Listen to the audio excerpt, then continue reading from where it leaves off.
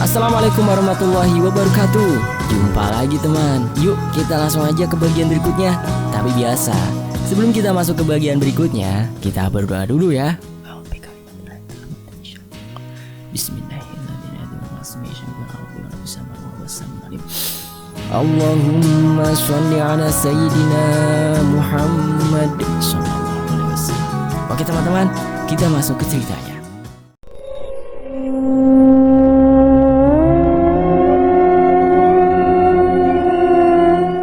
Cerita Nandi ini sangat kompleks. Enggak hanya kisah mistisnya aja, tapi aku juga banyak tahu tentang Ari dan kelebihannya. Aku emang banyak dapat cerita tentang dia, tapi kali ini aku ngeliat langsung gimana sosok Ari yang sebenarnya. Kalau teman-teman baca dari awal, ada aku bahas tentang Ustadz Mahmud ya, Ustadz muda yang membantu Ustadz Alim ngerukyah Nandi. Yang di itu ya, part sebelum ini ya teman-teman ya. Nah, pada saat rukyah udah kelar, kami ngobrol santai di ruang tamunya.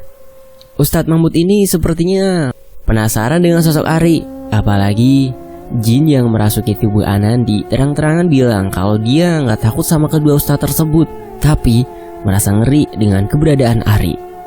Jadi Ustadz Mahmud ini berapa kali nanya ke Ari, bagaimana dia bisa punya kelebihan seperti itu. Ya namanya Ari, ngomongnya asal aja. Dia gak anggap kelebihan itu sesuatu yang harus dipamerkan, malah dia ingin seperti orang biasa. Ri, kamu belajar dari mana sih ilmu itu? Ilmu apa Ustadz? Ya kenapa coba jin dalam tubuh Anandi bisa takut gitu sama kamu? Ya mana aku tahu Ustadz, aku aja udah 2 kali pindah kuliah. Jangankan ilmu gituan, ilmu kayak aja gak kelar-kelar sampai kena DO aku. Apalagi mau belajar ilmu gituan Pak Ustadz. Kamu dapatnya dari mana Ri? Ada 3 kategori orang yang punya ilmu tersebut. Aku gak tahu Ustadz. Ya aku merasa biasa aja tuh. Ya 3 orang tersebut yaitu orang yang emang ngisi atau bawaan dari keluarganya, atau karena dulu dia punya teman jin di masa kecil. Temannya itulah yang membuka mata batin kamu. Jadi kamu yang mana? Dan pertanyaan ini selalu diulang-ulang oleh Ustadz Mahmud. Aku nggak ada ketiganya Ustadz. Aku aja nggak tahu. Aku ingin juga mendalami, tapi harus ada orang yang bisa membimbing aku. Kamu belajar aja, nanti aku bisa belajar dari kamu. Walah Ustadz, kan udah dibilang. Aku aja belajar ilmu di bangku kuliah nggak kelar, boro-boro mau belajar ilmu lain. Aku yang berada di depan mereka berdua langsung senyum-senyum. Aku tahu betul si Ari pasti gedek ditanyain kayak gitu, apalagi disuruh mendalami ilmu kebatinan. Mana maulah dianya. Setelah pulang, aku ledek si Ari. Cie, yang mau dapat murid baru. Apaan sih kamu nih? Tuh si Ustadz mau belajar sama kamu Ri, jabanin tuh. Wagah banget Riu, ngapain ngurusin dia? Ngurusin kuliah aku aja belum kelar-kelar. Cie-cie yang diandelin. Udah deh ya, udah. 1 minggu berlalu. Namun kondisi Anandi ternyata hanya membaik di awal rukyah saja. Dia juga mendapat kabar dari engkong bahwa Ustadz Ali menghubungi dia dan membicarakan perihal kasus kerasukan Anandi. Ternyata Ustadz Ali menyuruh Anandi yang menanyakan perihal ritual buka aura yang ia jalani. Dari yang aku tangkap sih, sepertinya masih ada yang menempel di tubuh Anandi. Ustadz itu juga sepertinya tidak bisa lagi membantu Anandi sampai tuntas. Lalu aku obrolin ini sama Ari. Aku ngerasa Ustadz tersebut udah menyerah. Ternyata Ari mau membantu Anandi dengan kelebihan yang dia miliki. Walau Ari selengean dan kayak gaya anak pang, namun ilmu agamanya bisa diacungi jempol loh. Dia bahkan hafal ayat-ayat Al-Quran yang mungkin kita sebagai orang awam lihatnya sebagai hal-hal yang mustahil. Bantuan dalam tanda kutip dari Ari ternyata membuka fakta yang sebenarnya tentang Anandi dan apa yang merasuk di tubuh Anandi. Anandi curhat ke aku kalau dia masih bermimpi tentang kegelapan. Kalau dulu diajak untuk masuk ke dalam sumur dan sungai. Nah, tapi kali ini dia tiba-tiba berada di ruang yang pengap, bau dan jorok. Dia berada di toilet angker. Ya kalau teman-teman biasa nonton horor, salah satu lokasi angker kan toilet ya, yang udah lama gak dipakai itu tuh. Tubuhnya juga gak sefit beberapa hari setelah dirukyah. Tatapan matanya juga begitu tajam dan aneh.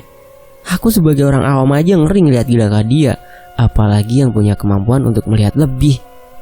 Sekitar pukul 8 sore, Ari BBM aku.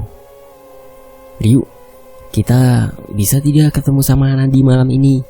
Loh, kok dadakan gini? Ada apa emangnya, Ri? Nanti aku ceritain. Mumpung ini lagi bisa. Ya nanti aku hubungi Anandi dulu ya. Lalu aku WA Anandi. Bisa nggak ke rumahku sekarang? Kenapa emangnya, Kak Ryu? Ari mau ketemu kamu. Dia mau bantu kamu. Maaf Kak, nggak bisa kalau malam ini. Mama pasti nggak ngizinin. Apalagi ini udah jam 9 malam. Aku seharian aja nggak keluar karena badanku lemes. Lagian nanti mama curiga.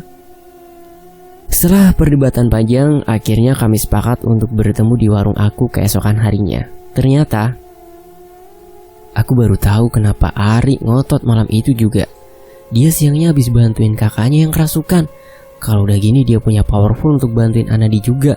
Karena kemampuan dia gak bisa muncul gitu aja. Keesokan harinya, aku, Anandi, dan Ari udah berkumpul di warung. Untung aja temen aku, Uli, yang mau bantu jagain warung. Jadi aku bisa fokus bantuin Ari untuk nyembuhin Anandi. Waktu itu sekitar habis adzan asar, Ari mulai mengerahkan kemampuannya. Butuh waktu 2 jam untuk mengobati Anandi. Saat dekat dengan Ari, Anandi merasakan kepanasan, menggigil, ketakutan, dan marah. Aku dan Ari terus melantunkan sholawat, syahadat, dan ayat-ayat pendek. Allahumma sholli ala Sayyidina Muhammad. Yang jelas, Ari yang punya kemampuan itu, aku sih bantu doa dan bacaan aja. Sesekali aku bantu Anandi yang akan memuntahkan isi perutnya. Keluarlah dari tubuh Anandi. Tempatmu bukan di sini. Coba saja kalau kamu bisa ngeluarin aku. Jangan ganggu Anandi. Keluarlah, atau kubakar kamu. Aku tidak mau keluar dari sini. Pada saat itu, jujur aku ngeri plus kasihan. Ngeri kalau nanti yang nempelin Anandi bisa merasuk ke tubuhku atau menyerang Ari. Tapi aku juga kasihan dengan Anandi. Ternyata selama ini jin yang dikeluarkan dari tubuhnya melalui proses ruqyah hanya beberapa jin saja. Aku juga kasihan dengan Ari. Tenaganya terkuras hebat. Dia sampai muntah-muntah. Proses penyembuhan berjalan alot karena yang merasuk di tubuh Anandi cukup kuat. Sampai akhirnya hatiku benar-benar terharu. Ari menangis saat akan mengeluarkan jin tersebut dari tubuh Anandi. Dia merasa sedih karena kondisi Anandi seperti ini. Aku gak bisa berkata apa-apa. Di situ aku salut sama Ari. Walau dia gak terlalu akrab dengan Anandi, tapi dia mau dengan ikhlas membantu teman aku ini. Sampai akhirnya Ari mendapatkan titik di mana belenggu jin tersebut bermuara dari belakang belikat ke arah pinggang hingga tembus ke mulut. Dengan bacaan surah Al-Jin dan sholawat Nabi, akhirnya jin tersebut keluar. Anandi langsung muntah-muntah, sedangkan Ari langsung ke kamar mandi, muntah-muntah juga. Lalu tubuhnya gontai seakan tidak ada tulang. Dia langsung lemas dan tak berdaya. Anandi pun demikian. Aku mencoba membantu mereka berdua. Tubuh Anandi langsung aku rebahkan ke kasur, sedangkan Ari terduduk lesu di lantai dengan wajah yang menunduk. Terlihat dengan jelas keletihan dia. Aku benar-benar kasihan dengan mereka. 1 jam berlalu. Tubuh Anandi dan Ari sedikit baikan. Barulah Ari bercerita tentang apa yang menempel di tubuh Anandi. Selama ini Anandi selalu merasa sakit di perut seperti mah, tapi bukan. Dadanya juga sering sesak berkepanjangan. Ternyata yang menempel di tubuh Anandi adalah jin ekor panjang. Jin tersebut bertengger di punggung Anandi, sedangkan ekornya melilit perut hingga dada Anandi. Kepalanya menunduk dan menempel di dada tengah Anandi. Untuk mencarikan suasana, aku langsung ledek Anandi. Pantes tuh jin pertama di tubuh kamu, Di. Menang banyak dianya dong. Pasti jinnya cowok. Pantesan aja gak mau gerak mana-mana. Hahaha. Gelak tawa kami memecah keheningan. Raut senyum Ari juga sudah terlukis di wajahnya. Begitu juga dengan Anandi. Ternyata itulah jin yang selama ini membuat tubuh Anandi lemah. Kemungkinan jin tersebut sudah bersarang di tubuh Anandi sebelum proses buka aura dilakukan. Namun, buka aura juga memperluas pintu untuk masuk ke tubuh Anandi, karena ada 2 jin yang merasuki tubuh Anandi setelah buka aura, yaitu Jinny dan jin satu lagi yang dilihat Ari sebagai jin yang menyerupai laki-laki. Setelah penyembuhan dari Ari, akhirnya kami pulang masing-masing ke rumah. Aku berharap ini jadi akhir dari penderitaannya Andi. Pesan Ari, jalur masuknya jin tersebut yaitu dari bawah ketiak sampai dada, harus terus diurut sambil membaca sholawat. Rajin mandi subuh, karena mandi subuh insya Allah bisa menyembuhkan segala hal-hal yang buruk dari tubuh kita. Teman-teman, ini yang perlu diambil positifnya ya, rajin mandi subuh. Oke, kita lanjut. Malamnya, aku BBM Anandi dan Ari untuk memastikan bahwa mereka berdua sudah aman. Kalau Anandi emang tubuhnya sakit-sakit, karena saat disembuhkan, dia berontak dan mengeliuk-liuk kayak ular. Ya wajar aja tubuhnya kayak ngerasa remuk. Jalur masuknya jin tersebut juga terasa nyeri, tapi Anandi merasa lega karena bisa terbebas dari jin seram itu. Sedangkan Ari, sampai di rumahnya dia masih merasa lemas dan lunglai. Ya lagi-lagi wajar aja dia ngerasa gitu. Tenaga luar dalamnya terkuras abis. Aku juga kasihan sama dia, terlebih gak enakan. 1 hari berlalu, gak ada laporan yang buruk dari Anandi. Karena aku juga disuruh Ari untuk terus memantau Anandi. Namun ada hal lain yang terjadi. Ari dan aku keganggu. Malam kedua, aku mampir ke rumah kakak. Waktu aku masuk rumahnya, aku ngeliat dengan jelas di ruang tengah rumah kakak sesuatu yang aneh. Aku melihat bayangan putih kayak burung puni gitu mau terbang. Sangat jelas, walau cuma bayangan putih aja. Oke, aku ngerasa mungkin lagi beruntung aja seperti waktu aku kecil. Namun, penampakan tersebut gak berhenti di situ aja. Saat aku pamitan dan sedang memasang tali sepatu, aku ngeliat ada anak kecil lagi berdiri di pohon rindang depan rumah kakakku. Jelas banget itu anak kecil. Ya mungkin karena tubuhnya pendek kayak anak kecil. Karena mataku minus parah, jadi aku gak bisa ngeliat jelas bentuknya. Tapi penampakan gitu aja buat bulu kuduk aku berdiri. Oke, tapi aku tetap positive thinking. Mungkin sisa-sisa IndiHome balik lagi, atau emang intermezzo doang. Besoknya, aku jaga warung. Waktu aku ke kamar mandi, aku ngerasa ada sosok makhluk yang lagi ngintipin aku dari balik pintu sambung. Jelas terasa banget ada bayangan hitam di balik pintu tersebut yang cuma nongolin kepala sampai sebatas matanya aja. Jujur, waktu aku sholat rada gak khusyuk. Gimana enggak? Di warung itulah tempat prosesi pelepasan jin dalam tubuh Anandi. Lepas sholat, aku mau ke ruang depan warung. Jelas banget kayak ada orang yang berjalan mendekati aku dari ruang depan, tapi mendadak menghilang. Oh iya, aku lupa. Malam setelah proses penyembuhan Anandi, aku pulang ke rumah, mandi, sholat, nonton bentar lalu tidur. Baru memejamkan mata sebentar, ada suara yang asing. Jelas banget kedengaran suara orang tertawa, hihihihi. Dan suaranya bermuara di atas aku. Kebetulan kasurku 2 tingkat dan parahnya aku sendirian di kamar. What the fuck banget gak? Aduh. Kemudian aku BBM Ari dan ternyata teror tersebut juga dirasakan oleh Ari. Malam kedua, tiba-tiba istri Ari menjerit dari arah dapur.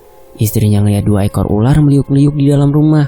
Padahal sebelumnya tidak ada ular dan pintu belakang gak dibuka-buka.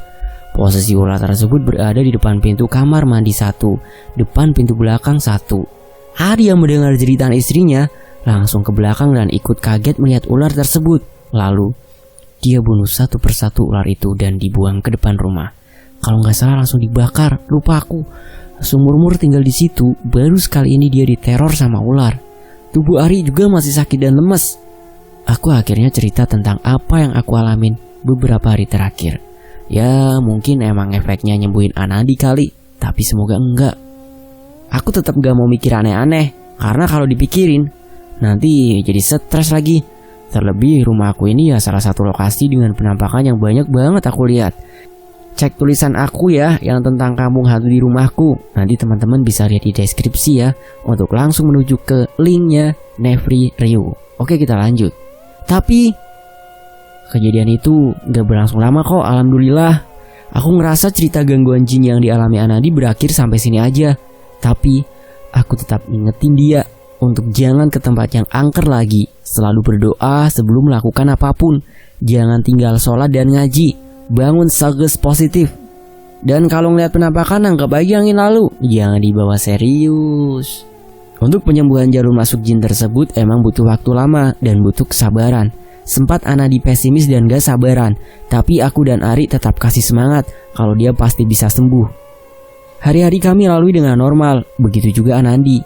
Dia merasa lebih segar dan ceria. Oh ya, proses penyembuhan Anandi di warung aku terjadi pada hari ketiga bulan Ramadan. Bulan puasa juga kan semua setan terbelenggu, kecuali setan berbentuk manusia.